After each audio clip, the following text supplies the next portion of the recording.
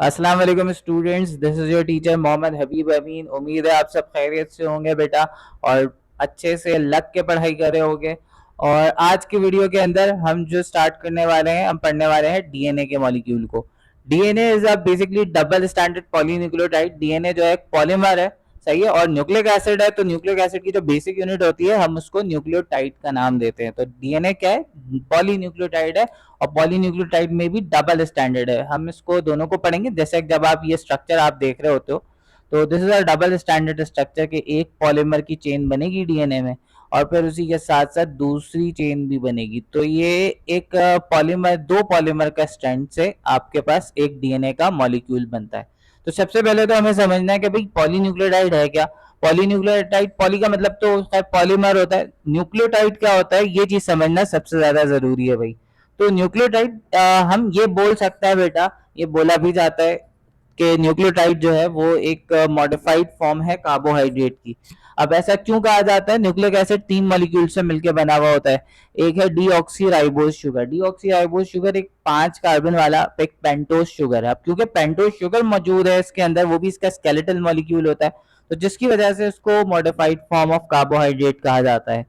और दूसरी चीजें क्या मौजूद है भाई? नाइट्रोजनस बेसिस और फॉस्फेट ग्रुप। तो भाई इसमें जो मेन मॉलिक्यूल होता है वो डीऑक्सीराइबोज शुगर होता है, इसके साथ नाइट्रोजनस बेस और फॉस्फेट ग्रुप बनता है, तो न्यूक्लियोटाइड बनता है। तो इसी वजह से हम इसको डीएनए या किसी भी किस्म के न्यूक्लियोटाइड को कार्बोहाइड्रेट डेरिवेटिव कहते हैं। सबसे पहले बात करते हैं भाई डीऑक्सीराइबोज शुगर की। डीऑक्सीराइबोज शुगर 5 कार्बन वाला शुगर है बेटा। अब एक 5 कार्बन वाले शुगर में ये रिंग की फॉर्म में होता है। 4 कार्बन जिसमें रिंग के अंदर होते हैं, carbon number 1, 2, 3 and 4। 4 carbon ring के अंदर है और 5वां कार्बन रिंग के बाहर होता है, सही है। अच्छा, अब ये आपके पास ये पेंटोज शुगर की डायग्राम आ गई। तो ये 5 कार्बन वाला शुगर है, लेकिन इस पे कार्बन नंबर 1 पे को ऑक्सीजन का एक मॉलिक्यूल यहाँ से रिमूव हो जाता है। तो जब ऑक्सीजन का एक मॉलिक्यूल कार्बन नंबर 1 से रिमूव होगा, तो ये आपका क्या बन जाएगा? Deoxy ribose sugar. इससे पहले क्या था? राइबोज शुगर था, लेकिन राइबोज शुगर में एक ऑक्सीजन कम अगर हो जाए तो वो डीऑक्सी राइबोज शुगर कहलाएगा। और याद रखना, ये डीऑक्सी राइबोज शुगर सिर्फ डीएनए में ही होता है, बाकी आरएनए में राइबोज शुगर ही होता है। आगे बढ़ते हैं भाई। यहाँ पे आ गया नाइट्रोजिनस बेस। अब ये मैंने नाइट्रोजिनस बेस को शो किया है। नाइट्रोजिनस बेस बेसिकली एक हेट्रोसाइक्लिक कंपाउंड है, सही है। हेट्रोसाइक्लिक कंपाउंड क्या होता है बेटा, आपको पता है? कार्बन की नेचर में कार्बन चेन भी बनाता है और कार्बन रिंग भी बनाता है।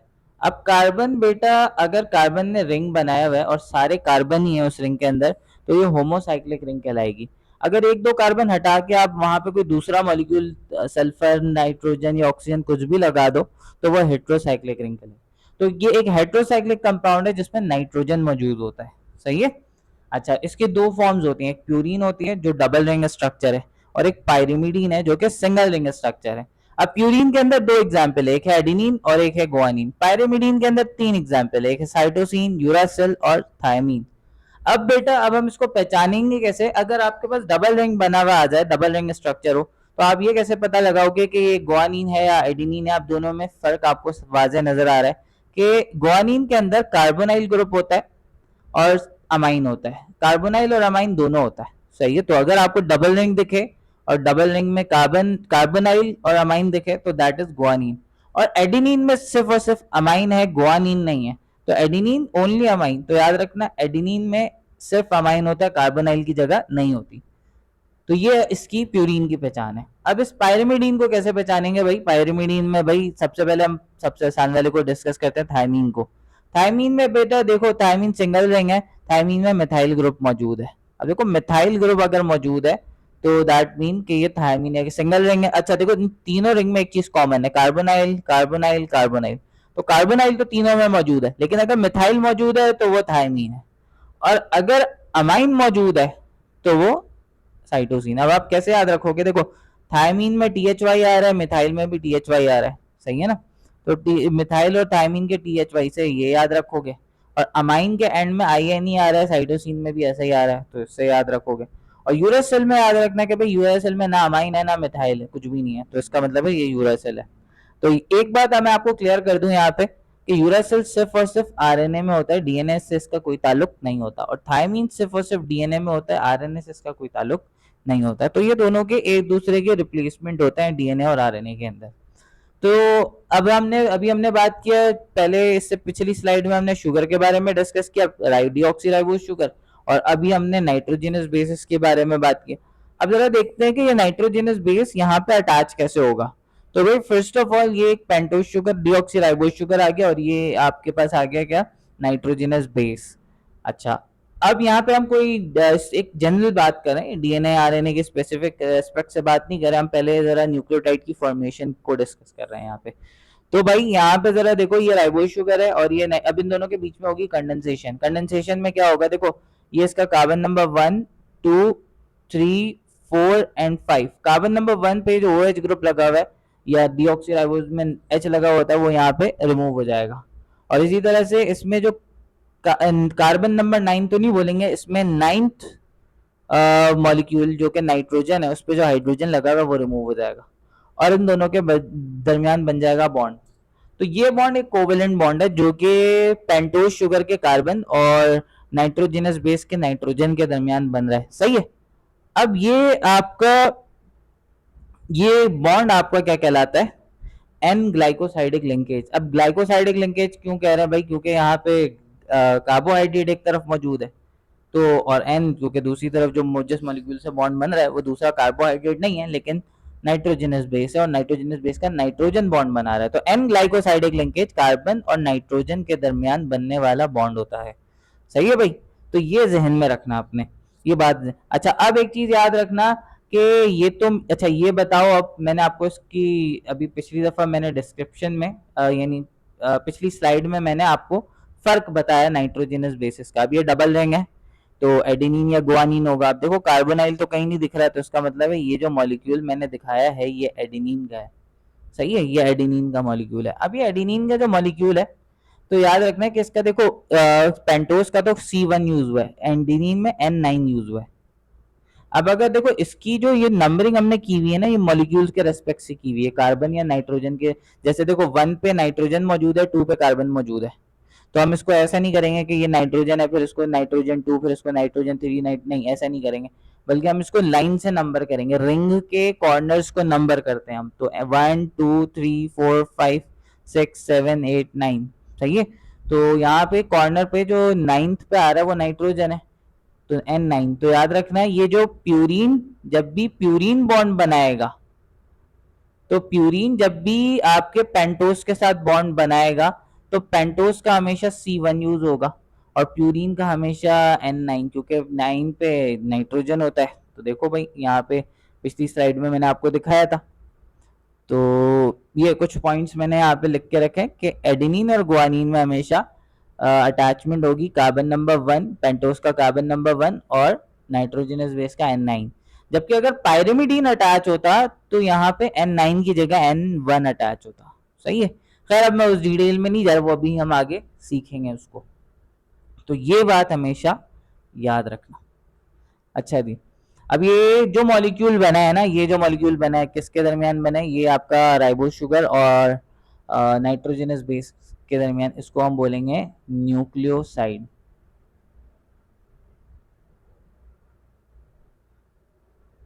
आगे देखते हैं। अब देखो ये न्यूक्लियोसाइड आ गया एक, अब ये न्यूक्लियोसाइड, और अब अगला ग्रुप है ये आपके पास फॉस्फेट ग्रुप है। सही है, अब ये फॉस्फेट ग्रुप कैसे अटैच होगा, ये है H3PO4 यानी फॉस्फोरिक एसिड मौजूद है। अब यहाँ पे भी आपके पास क्या होगा, एस्टरिफिकेशन होगी।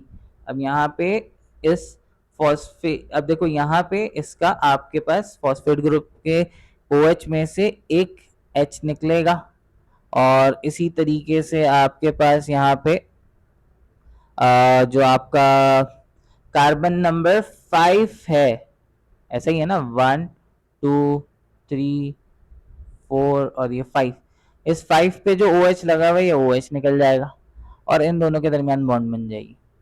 सही है, अब ये बॉन्ड क्या कहलाएगा, ये बॉन्ड कहलाएगा फॉस्फोएस्टर बॉन्ड या फॉस्फोएस्टर लिंकेज कहेंगे। सही है, तो अब ये पूरा मॉलिक्यूल बन गया आपका न्यूक्लियोटाइड का।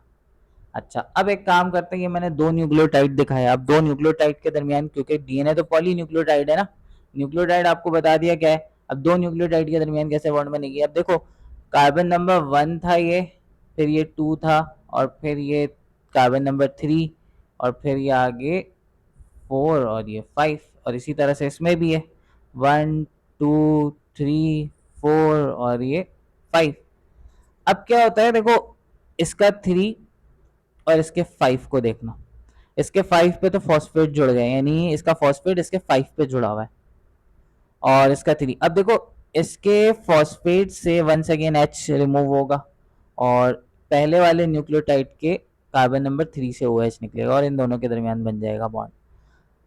अब देखो एक लिंकेज क्रिएट हो गई। अब ये कौन सी लिंकेज है भाई, देखो ये वाला ऑलरेडी फॉस्फोएस्टर, यानी ये फॉस्फेट ने क्या किया हुआ है, दो न्यूक्लियोटाइड को एक दूसरे के साथ जोड़ा हुआ है। तो ये जो अब लिंकेज है, ये जो फॉस्फेट ने दो न्यूक्लियोटाइड को जोड़ दिया, this linkage is called phosphodiester linkage. भाई ये भी एस्टर लिंकेज है, ये भी एस्टर लिंकेज है, बीच में फॉस्फेट है, तो फॉस्फोडाइएस्टर लिंकेज ये कहलाता है। सही है, this is also a covalent bond. सही हो गई, ये बात समझ आ गई।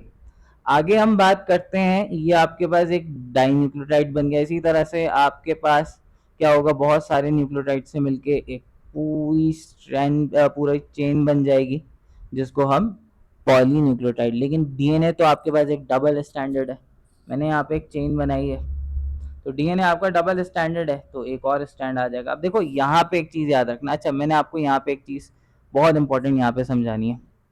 यहाँ पे देखो आपके पास ये 3 जो था, ये बॉन्ड बन, देखो 1 में से ऑलरेडी यहाँ पे बॉन्ड बना हुआ है, 4 में कोई बॉन्ड बनता नहीं है, 5 में ये बॉन्ड बना हुआ है। देखो जो दो न्यूक्लियोटाइड के बीच में बॉन्ड बन रहा है ना, वो असल में किसके बीच में बॉन्ड बन रहा है, पहले न्यूक्लियोटाइड का कार्बन नंबर 3, फिर बीच में आ गया फॉस्फेट, और दूसरे न्यूक्लियोटाइड का कार्बन नंबर 5, तो 5 से फॉस्फेट जुड़ा हुआ है, फिर फॉस्फेट, तो यानी इसका मतलब है 3 to 5 अटैचमेंट होती है। अब ये पहले वाला न्यूक्लियोटाइड देखो, अगर इसमें कोई पहले वाले न्यूक्लियोटाइड पे अगर कोई फॉस्फेट ऐड करना है, तो इसके कार्बन नंबर 5 पे जोड़ेंगे फॉस्फेट, तो इसका 5 एंड फ्री है, तो ये वाली साइड कहलाती है 5 प्राइम एंड। और ये वजह जो दूसरा न्यूक्लियोटाइड है, अब इसमें अगर कोई न्यूक्लियोटाइड एक और ऐड करना है, तो उसके कार्बन नंबर 3 से जोड़ेंगे, तो this and is called 3 prime and. ये बहुत इंपॉर्टेंट है भाई, ये आगे जब डीएनए की रेप्लिकेशन पढ़ेंगे, वो तमाम तर चीजें पढ़ेंगे, तो उसमें ये बहुत ज्यादा काम आएगा। अब जरा इधर आ जाओ भाई, तो इधर अगर आप देखो कि ये वाला इसका, ये वाला जो ये जो स्ट्रैंड है, ये वाला इसका, ये 5 प्राइम एंड है, और ये वाला एंड ये क्योंकि 3 है, तो ये 3 प्राइम एंड है। सही है। अब बताओ ये क्या है, ये है आपका एडिनिन, और ये है आपका गुआनिन, सेम। अच्छा मैंने इसको ना एक ही बना दिया। अब ये दूसरा नाइट्रोजनस बेस आ गया। अब देखो यहाँ पे एक बात, एक रूल हमेशा याद रखना, ये कौन सा है, ये है थायमीन। ये थोड़ा ना इसको रोटेट करने में, क्योंकि मैंने ये पूरी इमेज खुद ही बनाई है, तो इसको थोड़ा रोटेट करने में थोड़ा सा टेढ़ा मेढ़ा हो गया। मैं कोई ग्राफिक डिज़ाइनर तो हूँ नहीं कि मैं इसको ठीक करूँ बैठ के, तो मैंने इसको वैसे ही बना दिया, लेकिन ताकि आपको बात समझ में आ जाए। तो एक बात, एक रूल हमेशा याद रखना, एडिन दो स्टैंड में जब भी दो स्टैंड जब भी आपस में जुड़ेंगे, ये एक स्टैंड है, ये दूसरा स्टैंड है, एडिनिन हमेशा थायमीन के साथ जुड़ेगा, और इन दोनों के बीच में डबल बॉन्ड। अब देखो यहाँ पे CH3 था, ये थायमीन है। अब देखो यहाँ पे डबल बॉन्ड बनना ही पॉसिबल है, क्यों, क्योंकि देखो हाइड्रोजन, इन दोनों के बीच में हाइड्रोजन बॉन्ड बनता है। अब देखो इसका H, इसका O, इसका N, इसका H, इन दोनों के, अब देखो यहाँ पे ऑक्सीजन आ रहा है, इधर नाइट्रोजन आ रहा है, तीसरा बॉन्ड बनना है यहाँ पे पॉसिबल नहीं है, तो यहाँ पे सिर्फ 2 बॉन्ड बनेंगे, तीसरी की जगह यहाँ पे नहीं बचती। तो adenine will always attach with thymine and forms double bond always. इसी तरह से ग्वानिन है, ग्वानिन हमेशा साइटोसिन के साथ अटैच होता है। अच्छा ये वाली इमेज तो बिल्कुल ही मिरर होगी, लेकिन आपको समझ में आ रही होगी। तो ग्वानिन और साइटोसिन के दरमियान 3 बॉन्ड बन जाते हैं, ये देखो, देख लो इसका, ये ऑक्सीजन और ये हाइड्रोजन, ये हाइड्रोजन और ये नाइट्रोजन, ये ऑक्सीजन और ये, तो यहाँ पे डबल बॉन्ड बनना पॉसिबल। तो इस तरीके से ये दो स्ट्रैंड आपस में जुड़ गए। अब यहाँ पे तो मैंने 4 मॉलिक्यूल दिखाए, लेकिन आपके पास मिलियंस ऑफ मॉलिक्यूल होते हैं डीएनए के अंदर।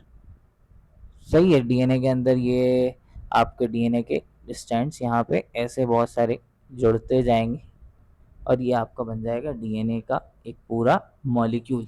ये पूरा स्ट्रक्चर हमें बताया था साइंटिस्ट ने, वॉटसन एंड क्रिक ने।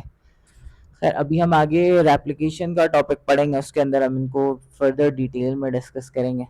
तो एक बात हमेशा याद रखना, अगर ये स्टैंड नंबर 1 है तो ये 5 प्राइम टू 3 इसकी डायरेक्शन है, और ये स्टैंड नंबर 2 है तो ये रिवर्स है, उल्टा है। तो ऊपर इसका 3 प्राइम एंड है क्योंकि और नीचे इसका 5 प्राइम एंड। समझ रहे हो ना बात? ये देखो, ये कार्बन नंबर 5 है क्योंकि ये रिवर्स हो जाता है, एक ऊपर की तरफ होता है, एक नीचे की तरफ डायरेक्शन होता है। तो ऑलवेज रिमेंबर दैट कि ये वाला जो हमेशा जो स्टैंड नंबर 1 में जितने एडेनिन होंगे, स्टैंड नंबर 2 पे उतने थायमीन होंगे, क्योंकि अगर एडेनिन इधर है तो सामने थायमीन होना चाहिए। उसी तरह से स्टैंड नंबर 2 पे जितने थायमीन होंगे, स्टैंड नंबर 1 पे जितने थायमीन होंगे, स्टैंड नंबर 2 पे उतने एडेनिन होंगे। And similarly guanine, stand number 1 पे जितने ग्वानिन, स्टैंड नंबर 2 पे उतने साइटोसिन, एंड स्टैंड नंबर 1 पे जितने साइटोसिन, स्टैंड नंबर 2 पे उतने ग्वानिन। सही है ना?